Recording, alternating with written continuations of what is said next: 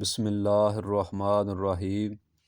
عقاب بن عجرہ رضی اللہ عنہ سے روایت ہے کہ نبی اکرم صلی اللہ علیہ وآلہ وسلم نے فرمایا، کچھ چیزیں نماز کے بعد پڑھنے کی ایسی ہیں کہ ان کا کہنے والا محروم و نامراد نہیں رہتا۔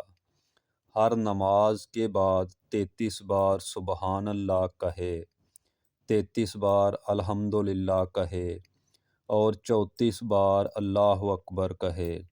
جامعہ ترمذی حدیث نمبر 3412۔ یہ حدیث صحیح ہے۔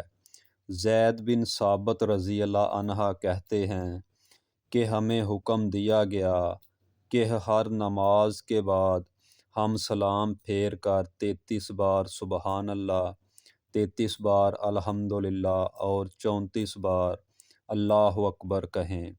راوی زید کہتے ہیں کہ ایک انصاری نے خواب دیکھا۔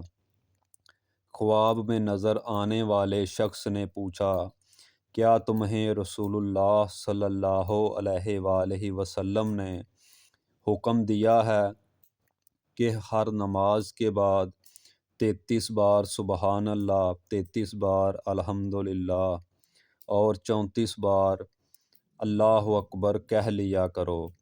اس نے کہا ہاں۔ تو سائل یعنی فرشتے نے کہا، 33 اور 34 کی بجائے 25 کر لو، اور لا الہ الا اللہ کو بھی انہی کے ساتھ شامل کر لو، اور اسی طرح کل 100 ہو جائیں گے۔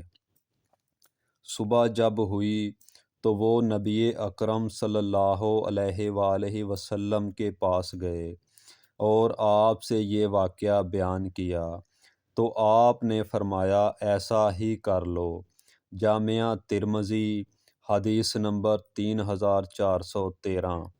یہ حدیث صحیح ہے۔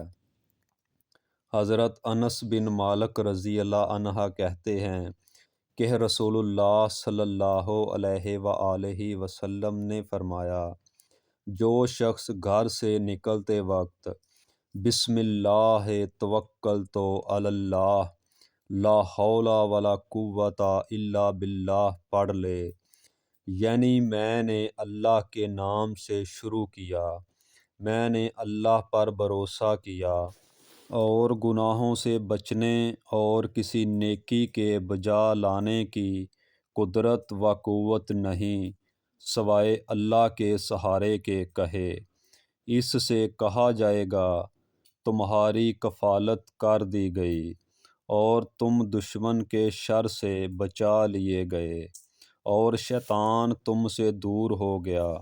جامعہ ترمذی حدیث نمبر 3426۔ یہ حدیث صحیح ہے۔